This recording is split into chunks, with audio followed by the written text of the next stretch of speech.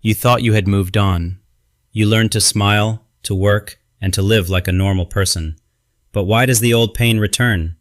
Have you ever wondered why you feel the sting again?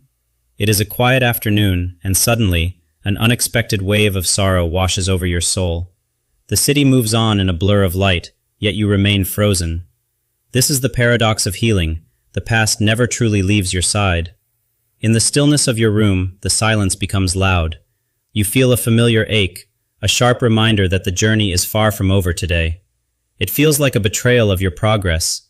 You have done the work, yet here you are, standing in the shadow of your own history once more. Faded memories flicker like ghosts in the dark. They are not here to haunt you, but to remind you of what remains unfinished in your heart. This is not failure. It is the beginning of a deeper awakening. Your body remembers what your mind tried so desperately to forget during the day. Henry Maudsley once wrote that what is not expressed in tears will make other organs weep. Your pain is simply finding its voice through you. We often mistake the absence of pain for the completion of healing. But healing is not an end state, it is a continuous, living process. Even in a crowd, the sudden return of grief can make you feel utterly alone. It is sharp, piercing, and as vivid as the first day. This is the illusion of the ending. We think we are finished, but the soul has its own timing and its own deep, hidden rhythm. Healing is not a straight line from point A to point B. It is a spiral staircase that leads you higher with every single turn. When the pain returns, you are not back at the start. You are meeting the same wound, but from a much higher vantage point now. Nature shows us that cycles are necessary for growth. The tree must endure the winter cold before it can ever hope to bloom in spring. You are like the seasons, constantly shifting and shedding. The return of the cold doesn't mean the spring was a lie. It is just timing. Our psyche operates in patterns. We circle back to what needs our attention, refining our understanding of ourselves with every difficult encounter we face. You are looking at your old self with new eyes. This version of you is stronger, wiser, and more capable of holding the weight today. Carl Jung warned that our hidden depths rule us until we face them. The recurring pain is your subconscious trying to light the dark way. Your mind is a vast archive. Sometimes, it pulls an old file from the shelf because you are finally ready to read the difficult chapters. You are not hurting again, you are seeing again. The wound is the same, but your vision has evolved to perceive its deeper meaning. Having is the art of reassembling the pieces without trying to hide the cracks. Each fracture tells a story of survival and eventual inner peace.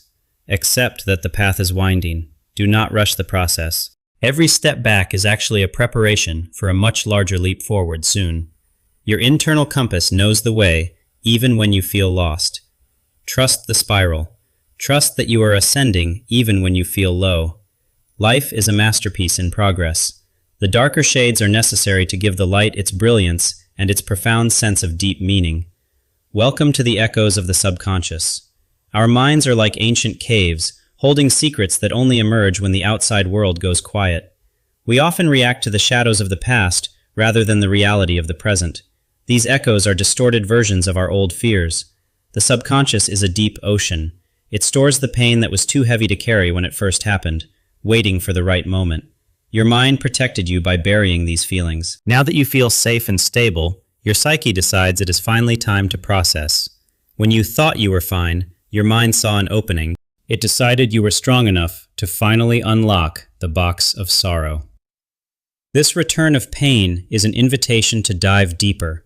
It is not a punishment, but a request for integration and total self-understanding today. Listen to the rhythm of your own survival. Your heart has kept beating through every storm, proving your resilience is far greater than your fear. Looking inward is the only way to awaken. The pain is a lantern, guiding you toward the parts of yourself that still need your love. You are meeting your younger self in these moments.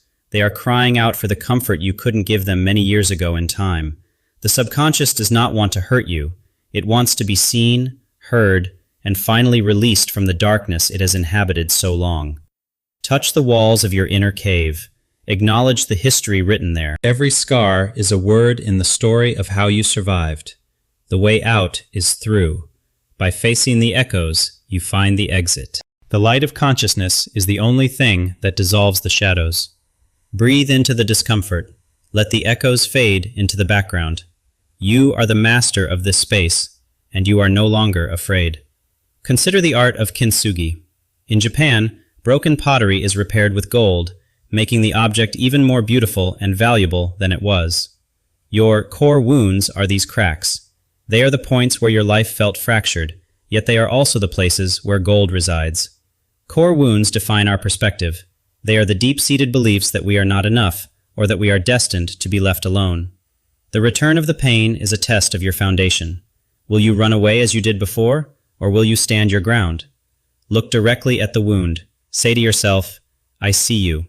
By naming the pain, you take away its power to control your future actions. You are breaking the chains of reactive behavior. This is the moment where you choose a new response instead of the old, familiar suffering. Nietzsche's words ring true in the fire of emotional struggle. Every time you face the core wound, you emerge with a much tougher spirit.